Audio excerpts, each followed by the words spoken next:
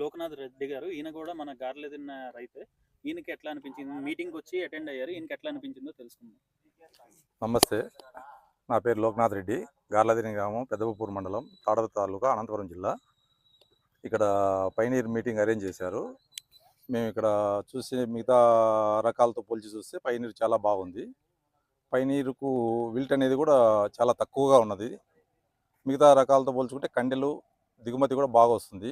ఈ వరుసకు గింజలు వచ్చేసి 16-18 వరుసలు ఉన్నాయి. ఇట్లా పొడవున వచ్చేసి 40-45 గింజల వరకు ఉన్నాయి. మాకైతే ఇప్పుడు 30-40 వరకు దిగుమతి అవుతుంది. కొద్దిగా వ్యాధి నిరోధక శక్తి తట్టుకునే కెపాసిటీ ఈ పైనీర్‌కి అనేది ఉంది. కాబట్టి పైనీర్ చాలా బాగుంది.